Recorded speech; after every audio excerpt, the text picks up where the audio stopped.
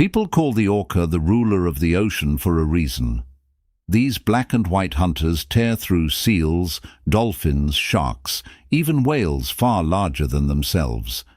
They have ripped apart great whites, hunted massive baleen whales in coordinated groups, and earned a reputation as the sea's perfect predator. But there is one creature that even these hunters approach with caution: the sperm whale. And that raises a strange question. If orcas are built to dominate the ocean, why do sperm whales remain one of the few animals they almost never challenge directly? What makes these giant block-headed whales so different from everything else in the sea? At first glance, the answer seems obvious: size. Sperm whales are gigantic. An adult can stretch close to 50 feet and weigh tens of tons.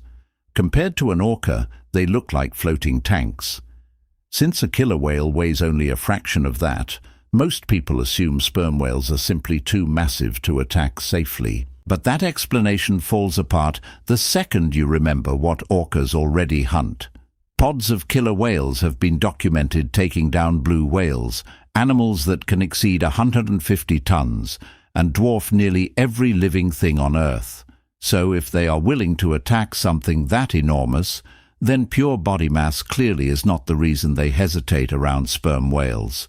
When orcas target blue whales, the hunt usually turns into a brutal endurance chase. Blue whales are built for momentum and speed.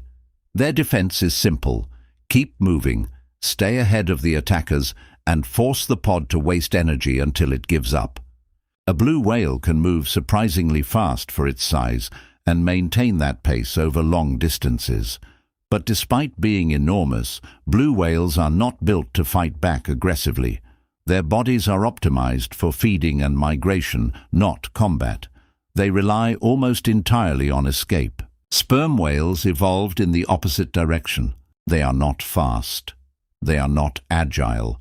They are not going to outrun a coordinated pod of orcas.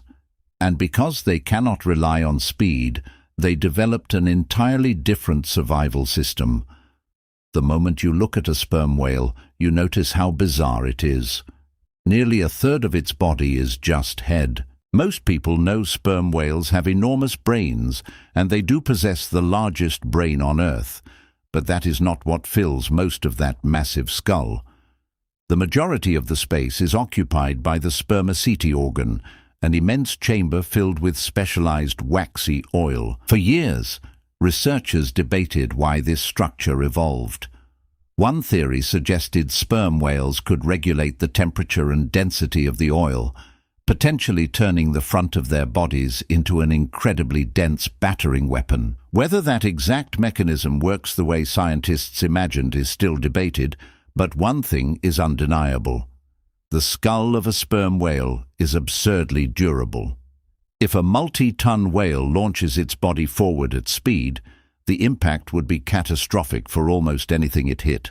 Even an apex predator would pay dearly for being caught by that force. But in reality, sperm whales rarely solve problems by charging headfirst into enemies. Orcas are too intelligent and too mobile for that to work consistently. Instead, sperm whales rely on coordination. Orcas usually attack large prey by isolating the vulnerable members of a group. Calves are the primary target. With baleen whales, killer whales will exhaust the mother over hours until she can no longer defend her young. Eventually, the calf becomes exposed, and the hunt ends there. Sperm whales make that tactic extremely difficult. Female sperm whales live in tight matriarchal groups, made up of mothers, daughters, sisters, and older relatives. When danger appears, these whales organize into a defensive structure called the Marguerite Formation. The adults cluster tightly together in a circle with the calves hidden in the middle. But the important detail is their orientation. The adults face inward toward the young, while their tails point outward toward the attackers. As the orcas close in, the sperm whales begin violently swinging their tails in every direction. What the orcas are really facing is not a calm wall of blubber, but a rotating field of massive, bone-heavy tail strikes capable of crushing predators instantly. Orcas are intelligent enough to recognize bad odds, and sperm whales are not mindless giants either. They possess advanced social behavior, communication systems, and coordinated defensive instincts. A direct assault against a healthy defensive group can quickly turn deadly for the attackers. Still, not every sperm whale remains protected by a group all the time. So what happens if an individual gets isolated? This is where sperm whales become truly terrifying in a different way. Killer whales dominate near the surface because that is where their bodies perform best. They are fast, agile, and efficient hunters in open water close to air. But they are still mammals. Their dives are limited by oxygen and pressure. They can descend hundreds of meters, but eventually their biology forces them back upward. Sperm whales are built for an entirely different world. These animals routinely descend thousands of meters into the deep ocean to hunt squid in total darkness. They enter depths so extreme that many surface predators physically cannot follow them. A sperm whale can remain underwater far longer than an orca and tolerate crushing pressures that would become dangerous for most marine mammals. So, if a solitary sperm whale is threatened and cannot rely on pod defense, it has another option: disappear downward. An orca pod may try to pursue, but eventually the chase reaches a point where the hunters begin losing the battle against the environment itself. Oxygen runs low, pressure increases, visibility vanishes into darkness. Meanwhile, the sperm whale continues descending into territory it evolved specifically to survive in. The orcas eventually have to turn back. In a sense, the sperm whale escapes not because it defeated the predators directly, but because it lives comfortably in a realm that kills them. Up to this point, most of this discussion applies mainly to female sperm whales. The males are something else entirely. Adult bull sperm whales do not remain in close family groups like the females. They often travel alone, but what they lose in cooperation, they gain back in overwhelming size. Mature males can exceed 60 feet in length and weigh over 60 tons. They are vastly larger than females, and so massive that even an entire orca pod may still weigh less collectively than a single bull. At that scale, the risk becomes absurd. An adult bull sperm whale is not merely large, it is physically overwhelming. An orca that makes one mistake near a healthy male could be crippled instantly. And unlike in movies, predators in nature cannot afford injuries casually. A damaged jaw means difficulty feeding. A spinal injury means reduced swimming ability. Broken bones or internal damage can slowly become death sentences because survival depends entirely on remaining physically effective. That is why healthy adult bull sperm whales are almost never challenged directly by orcas. Of course, nature does not follow perfect rules.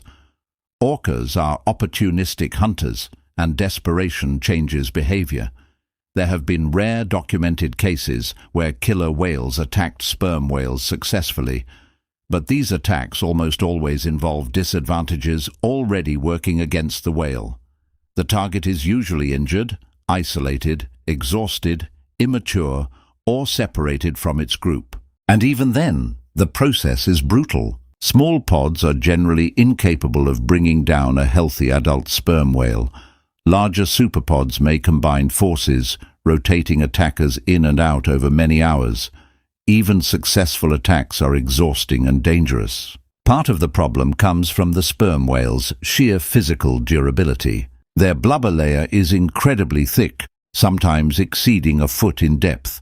Orca teeth are effective weapons, but many bites fail to penetrate deeply enough to damage vital organs.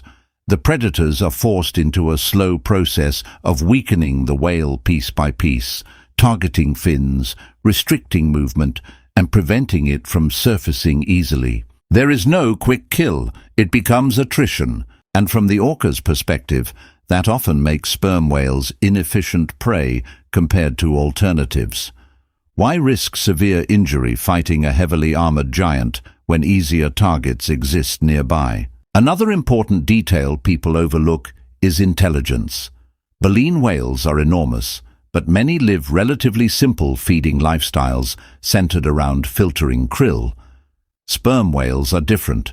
They actively hunt difficult prey, navigate extreme depths, maintain sophisticated social groups, and coordinate defensive behavior. Orcas may still rank among the smartest marine predators on Earth, but sperm whales are not intellectually helpless opponents. This is not genius versus brute force. It is one highly intelligent predator encountering another massive, socially organized animal capable of resisting predation effectively. And historically, sperm whales evolved in oceans far more dangerous than today's. Millions of years ago, ancient sperm whale relatives shared the sea with enormous predatory sharks and gigantic macro-predatory whales like Leviathan. Compared to those prehistoric threats, modern orcas may simply represent another challenge sperm whales were already evolutionarily prepared to survive. None of this means orcas are weak. They absolutely deserve their reputation as apex predators. Their coordination, intelligence, adaptability, and hunting skill are extraordinary. But apex predator does not mean invincible. Orcas succeed partly because they understand risk. They do not survive by fighting recklessly. They survive by making efficient decisions.